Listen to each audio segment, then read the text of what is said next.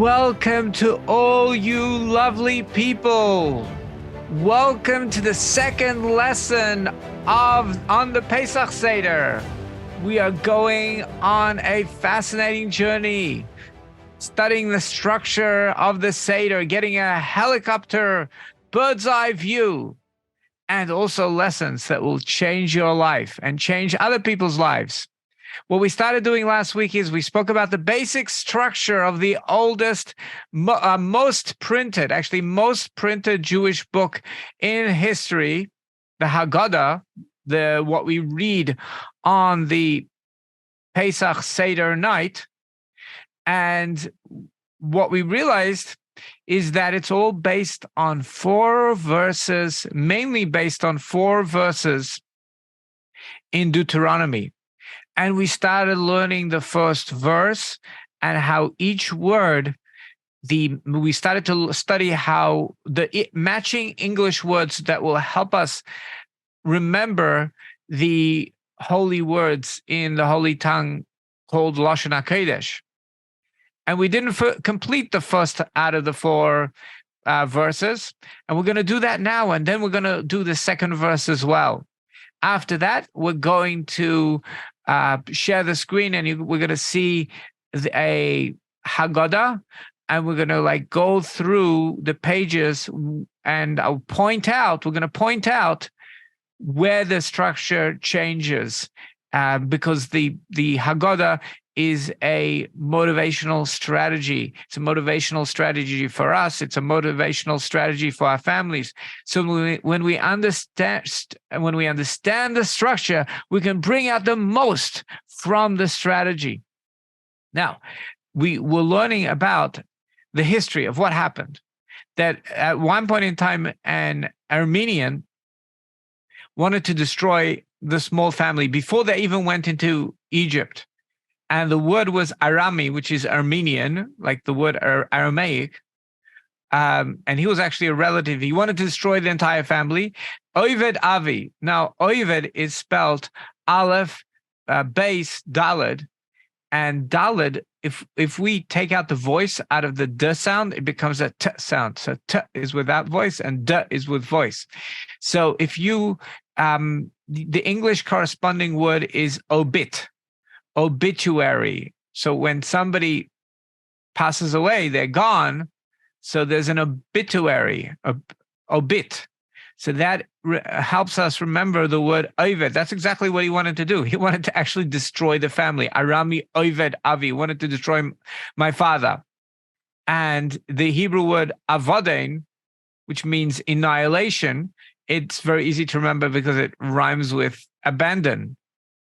Maybe the words are connected. So Oved, obituary, and avodain, it's all the same word, is like the idea of abandon. He didn't want to just abandon. He wanted to annihilate.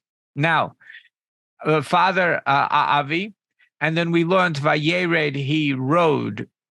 Vayered sounds like road. He actually rode down Mitzrayim to the place of Mitzris stress, where it's like a narrow street, like the straits, which are narrow, and Vayagar, and he felt like a stranger, which is the English word like a grain, like ground up, like a grape, like a grass, like a blade of grass that's grazed.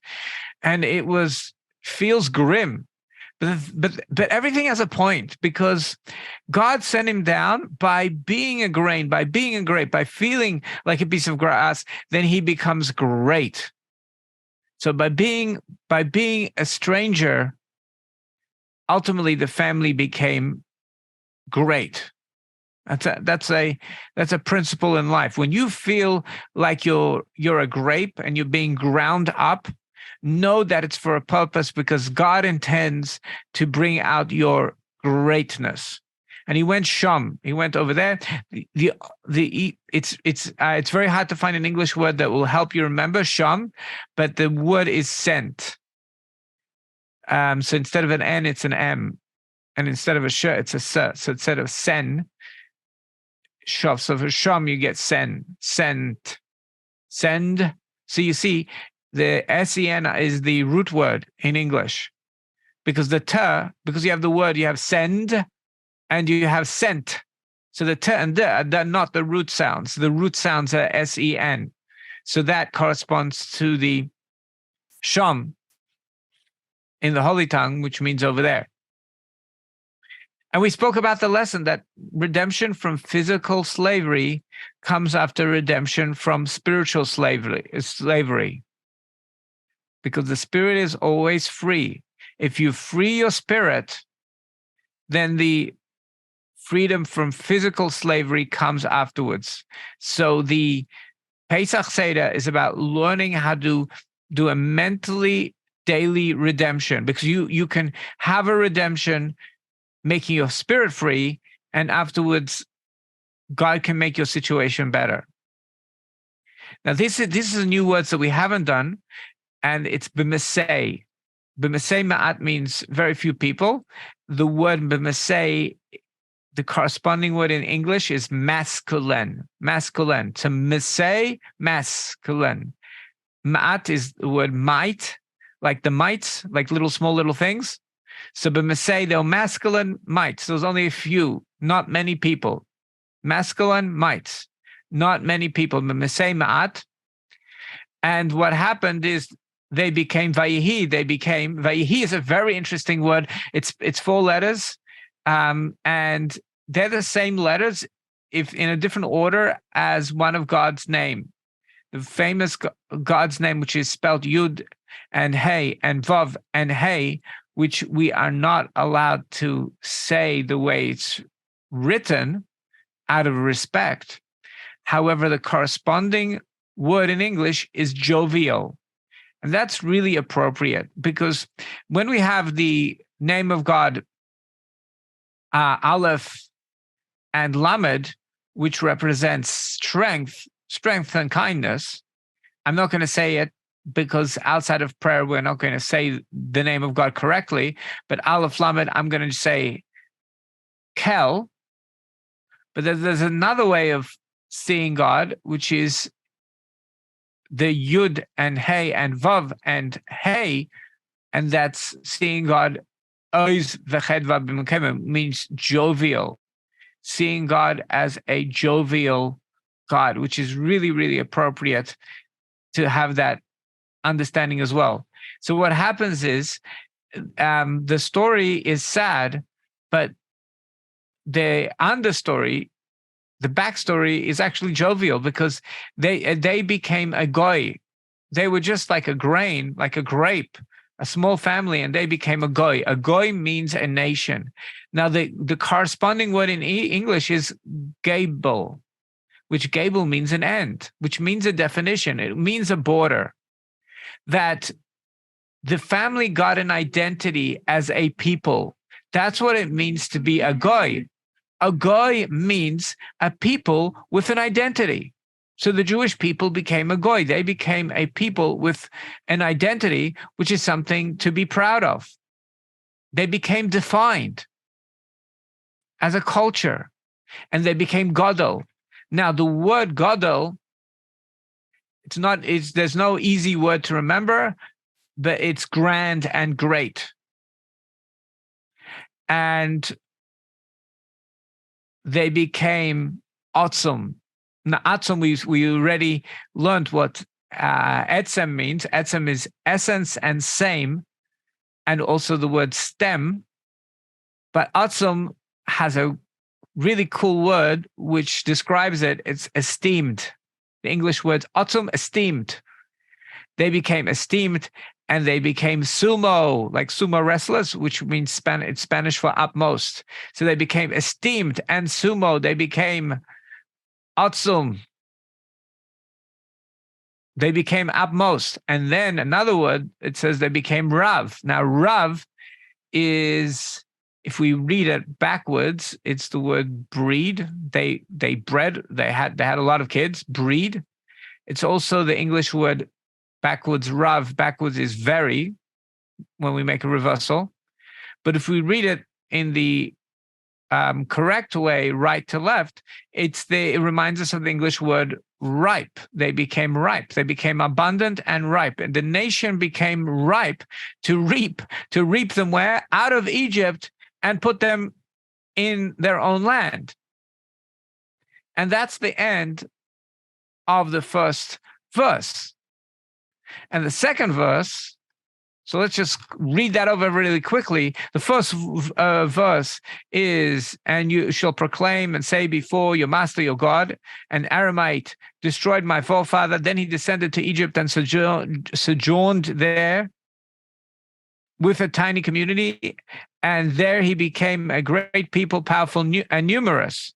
The second one is, and the Egyptians, second verse is, the Egyptians treated us badly and oppressed us, and they imposed hard labor upon us. This is, by the way, Deuteronomy chapter 26, verse 6. So what are the words? The words are very interesting.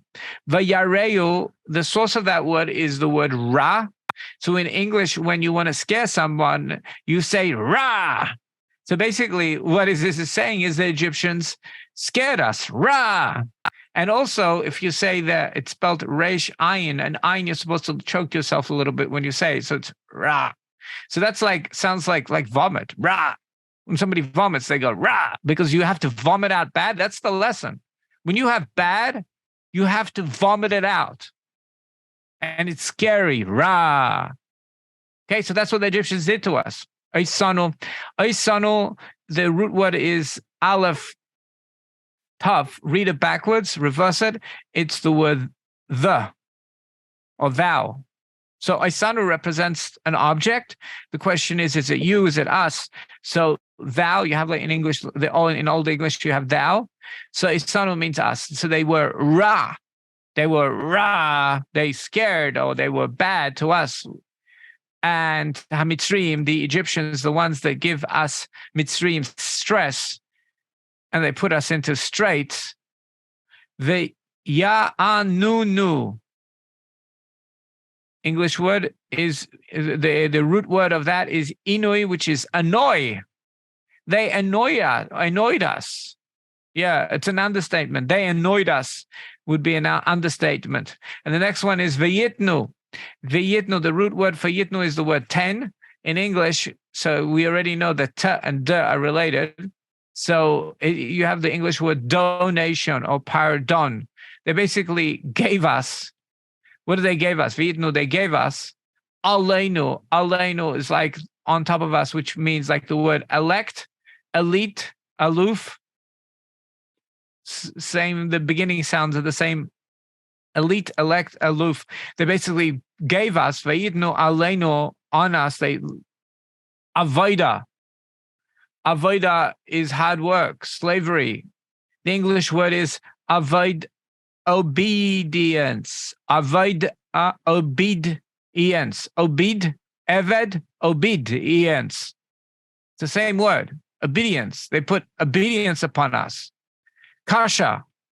Kasha sounds like the Russian buckwheat, kasha.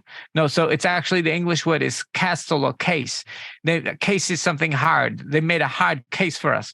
In other words, they gave us hard work. And that is the end of the second verse. That is the end of the second verse. And we have to, so what is the lesson? What is the lesson is that we will always be slaves to something. The human condition is, the way that we are created is that we do not have a choice. We will be slaves to something. We have the choice to whom to be slaves. So choose to be servants of God. So avodim is a slave. We were slaves. We always will be slaves.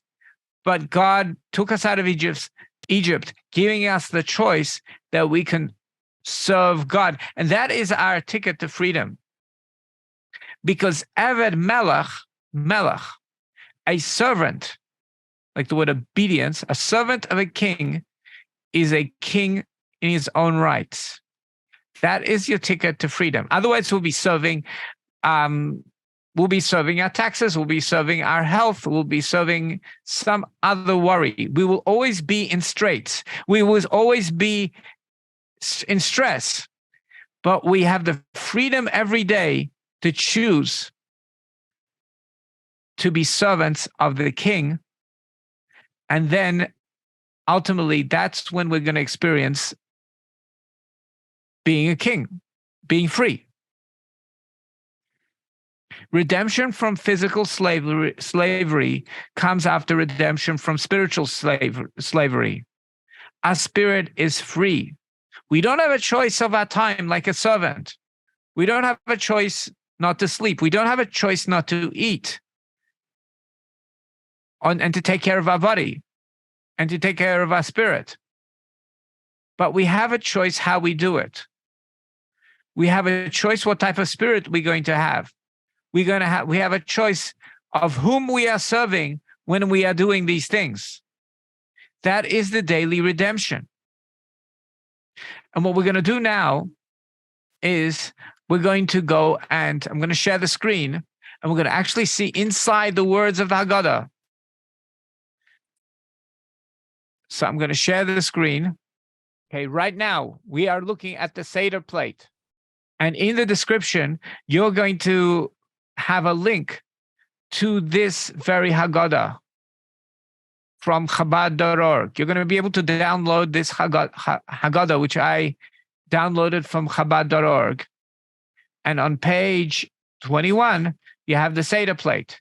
Now, what the Seder plate is, it's the props for the Seder that with which we are going to, and our children are going to experience this freedom, this experience of leaving slavery, which we actually do every day. But these props, and not just props, these are actually opportunities to fulfill the commandments, because there's 3 matzah, and then there are 6 other props, but each of these correspond to the divine spheres. Like the 3 matzah represent the 3 intellectual aspects of our of the capacity that we have. The right brain, which is the brain which has vision, and the left brain which has comprehension, and then we have the ability to focus, das, which is in at the back of our brain, but also right behind our forehead. And then we have 6 emotional capacities, and number 1 symbolically represents the Paschal sacrifice, which we don't have nowadays. And number 2 represents the sacrifice Haggadah, which we would eat in celebration of the festival. And number 3 is the bitter herbs, which is a mitzvah to eat. And we dipped them in number 4. And the reason why we dip is in order to create curiosity by the kids, because it's very important to create curiosity. We actually dip twice. We also dip number 5 in salt water, and we dip the maror in number 4 in the chareses in order to create curiosity. So the kids ask a question, and then the experience is much more effective, and the lesson is much more effective. It teaches us how to teach our kids. And number 6 is we make a sandwich of the matzah and the maror all together. It's called kairach. And in fact, I'm just looking at the shape of this. It looks like the Paschal sacrifice corresponds to chesed, and the egg corresponds to gvura. Eggs are like hard-boiled egg. And the maror corresponds to tiferes, a mixture of emotions. And the chareses, the cement, corresponds to netzach, persevering, and the other vegetables, the onion over here, represents the recognition of hoid, of truth, and staying true to what we know is right. And 6 is yesod, the emotion of yesod. Now I'm going to go back into my notes to make sure that I have everything. Okay, so we're going to go to page 21. We're going to go to 43 together. 43, in the beginning, so in order to have compassion, we have to pan out and look at the bigger picture and then look at the contrast between what was and what is, or what is and what will be. But over here, we're looking at what was. In the beginning, our servants served idols. That means before Avram. So this is a bitter truth that we're facing over here. And the other contrast of that is that now we have the opportunity to serve our King, to serve God. So that arouses compassion, because we see on ourselves, on our souls, that we have this amazing opportunity that we can live by. Now, this is 43. Let's go to 45. So 1 second. Actually, we missed something. It was 36. 36. Actually, the story starts at 36. So we were slaves to Pharaoh in Egypt. That's one side of the story. And Hashem took us out. That's the other side. So we were slaves to Egypt. We pan out, and Hashem took us out. God took us out. Okay. But then we pan out even more. And that's when we go to even before that. And we say, well, actually, our forefathers served idolatry even before that, the father of Avraham. And look what happened afterwards. Then we go on and we start the four special verses, how an Armenian wanted to kill our whole family, destroy our whole family. And you see that the verse is in color blue. And then what the Haggadah does, so what happened is that the person wrote the Haggadah, presumably it was Moses himself when he said this story to his sons. So he divided up that verse into small parts, and he made a comment. Vayagar Sham. Vayagar, when they went, he became a stranger, felt like a grain or a grape in Egypt. And he was sent over there.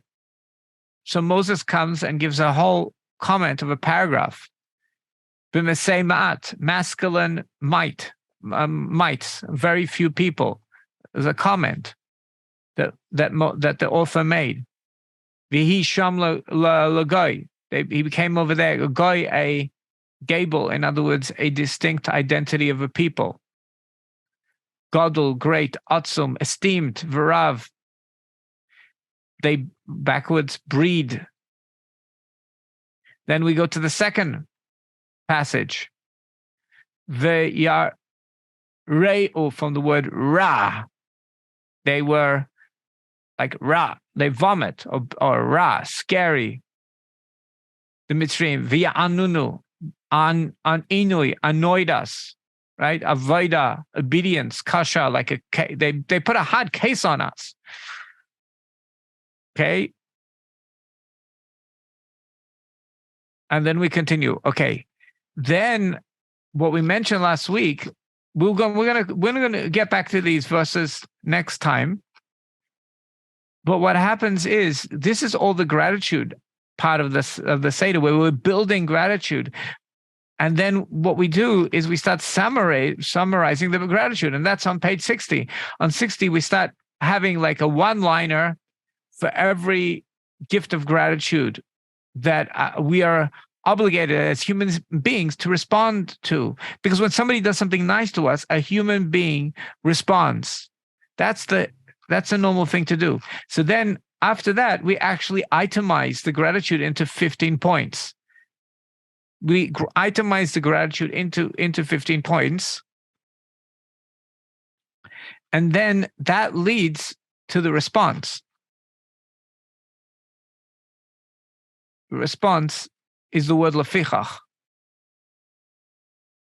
Lefichach is the segue between the emotional part of the Seder, where we build this gratitude list that it's natural to respond to. And then now we say, so now what? Lefichach, therefore what? Now we're going to the practical part of the Seder. How are we now going to live our lives differently? How can we live our day-to-day life in freedom, how can we choose to set our spirit free every day, and to live with praise, to live with appreciating every opportunity and every moment that we have the ability to do the right thing. Lefichach, therefore, how are we going to do? We are going to lahoides. We are going to recognize, we're going to praise, we're going to understand, we're going to make things beautiful. We're going to lift ourselves up. We're going to make in everything in the nicest possible way. We are going to bless. We are going to go up. And then we start praise. And with praise, we enter practical. This is the practical part of the Seder. We're going to do the commandments. We're going to actually eat the matzah. And we're going to eat the bitter herbs to experience leaving Egypt. And we're going to make the sandwich. And we're going to have the meal.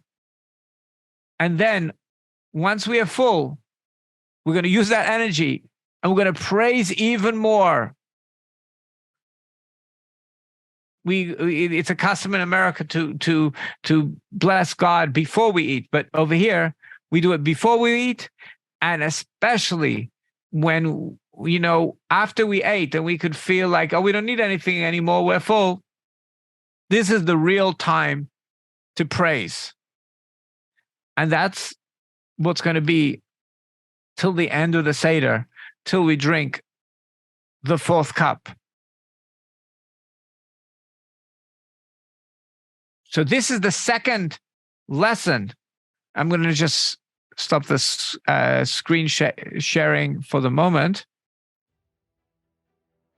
This has been the second lesson in our 3-part series on the Pesach Seder Haggadah.